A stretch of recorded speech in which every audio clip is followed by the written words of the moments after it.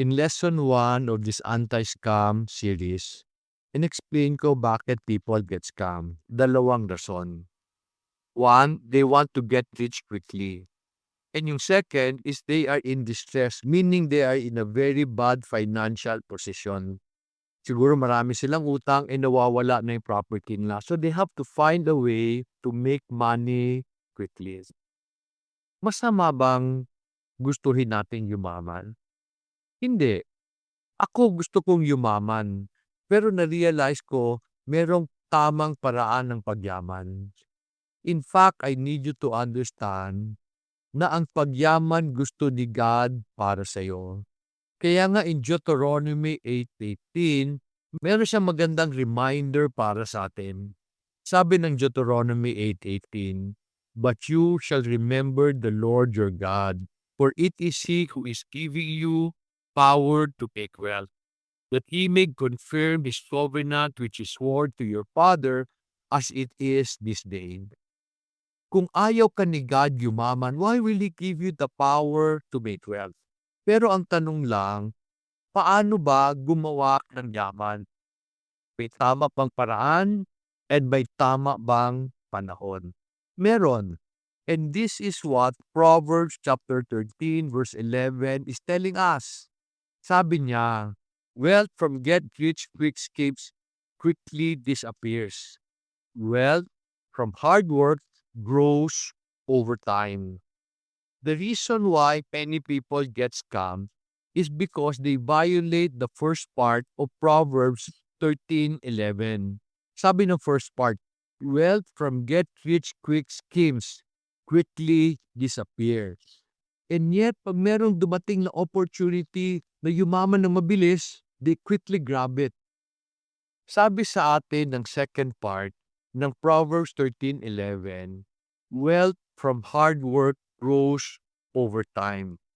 So, importante na magsipag tayo kung gusto natin yumaman. Pero karamihan today, ang gusto, yumaman na hindi nagtatrabaho. Oftentimes pa naririnig ko, why work hard if you can work smart? So they buy a lot of tools, iPad, MacBook, iWatch, thinking that this will make them smart. Friends, they are tools. Hindi sila magpapayaman sa inyo. Kailangan yung maintindihan. Never smart ang maging tamad. In Proverbs 13:11, the Bible tells us that the proper way to get rich is little by little, but consistently. This idea is seen throughout nature. For a plant to become fruitful, it must grow little by little. This is also true for the biggest creatures in the world, katulad ng blue whale or katulad ng elepante. They grow little by little, but consistently. Pero supposing nakatsamba ka, so you got rich through the scam or tumama ka sa loto, what will happen to you? Nakatanggap ka ng pera na hindi mo pinagtrabahuan. Yumaman ka ng walang hirap. What will happen to your life? Siyempre, dami mong pera, di ba? Of course, ang una mong gagawin is to enjoy your money. There's nothing wrong with that pag marami kang pera. And besides, you deserve it. Marami ka ng pera eh. However, kung ang pera labas ng labas na walang pumapasok, eventually mauubos din yan. Pag hindi ka marunong magtrabaho para palakihin yung pera mo, mauubos yan. Pag naubos pera mo, what will you do after? Ang gagawin mo, maghahanap ka na naman ng bagong scams or tataya sa loto. Mananalo ka kaya ulit? Remember what I said kanina. Supposing nakatsamba ka. Ang tsamba, hindi umuulit. At the end of the day, yung mga taong yumaman sa scam at sa loto, eventually bumabalik sa hirap. Let me share with you a sad story that I've seen personally. I play golf. And in the golf course where I play it, merong taong biglang yumaman. This person is an ordinary golfer. Pero one day, nabenta nila ang mga ari-arian na minana nila. And narinig ko, ang laki ng pera. Of course, the person celebrated. Nang libre siya ng maraming kaibigan. He organized a series of golf tournament. And there was nothing wrong with that. However, nagtuloy-tuloy yun. Tapos he started to make big bets in golf. And ang mga kalaban niya tuso. And as I was looking at that person, naawa ako. Kasi alam ko, eventually, hihirap siya. Dumating siya, ang gara ng kotse niya, ang ganda ng pamalo niya. After 2 to 3 years, binenta niya yung magarang kotse. Bumili siya ng maliit na kotse. Eventually, naghirap siya. Yung yaman na kinita niya, hindi galing sa trabaho. Eventually, nawala. Friends, I need you to understand that becoming rich quickly is never God's solution to our financial problems. And in fact, we see this in the story of a widow na nagpatulong sa Prophet Elijah kasi sabi niya doon sa prophet, dumating na yung inutangan ng asawa niya. Kinukuha yung anak niya, pambayad sa utang. Yung asawa ng widow na ito, atak na isang propeta. So, ibig sabihin, mabait na tao. Kaso lang, nakautang siya. And then, namatay siya. So, his widow and his 2 boys were left to pay off the debt. May tanong ako sa'yo. Supposing ikaw yung widow, nabaon ka sa utang, alam mo na yung mister mo mabait na tao, pinagsilbihan niya ang Panginoon. So, pumunta ka sa propeta para humingi ng tulong. Ano ang gusto mong tulong? What would be the best thing God can do for you? If God will ask you, anong gusto mo?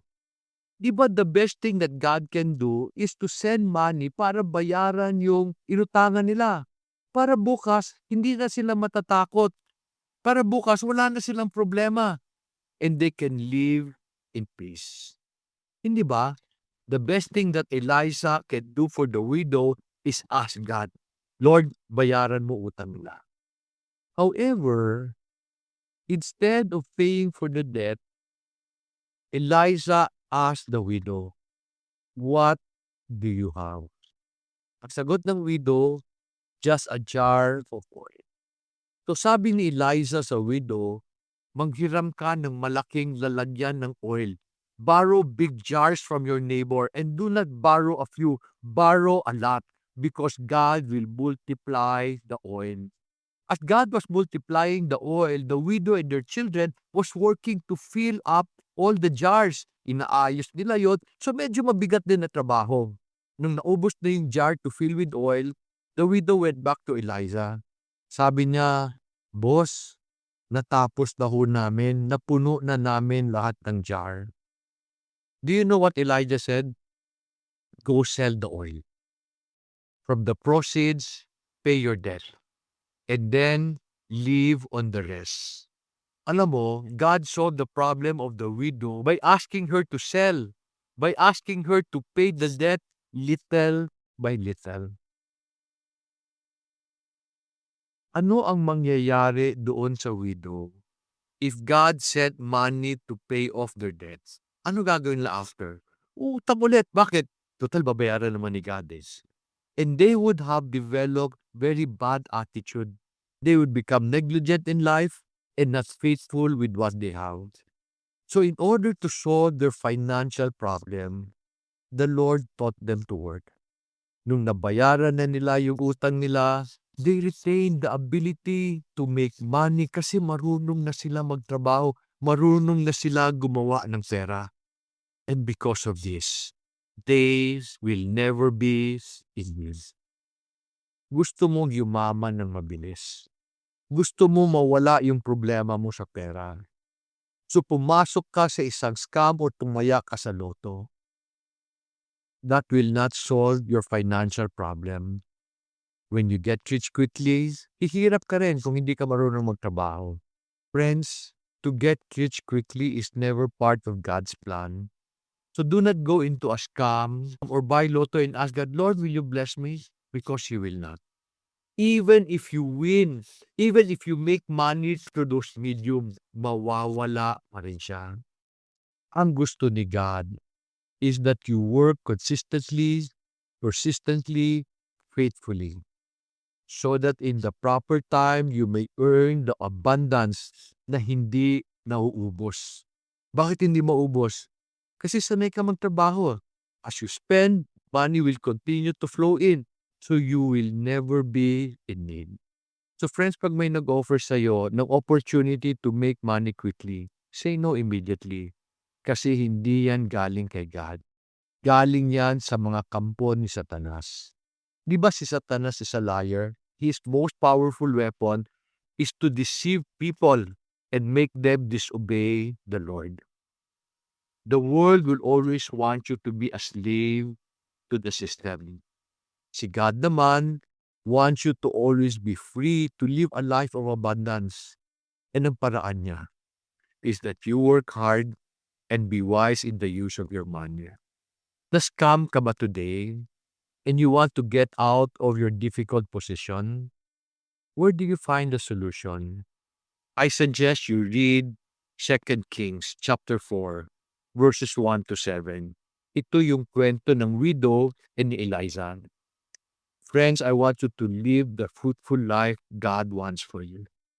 And this will only happen if you make wealth according to the ways of the Lord. I wish you all the best in life. I want you to live a life of abundance. Kaya I'm hoping na may natutunan ka sa video na to.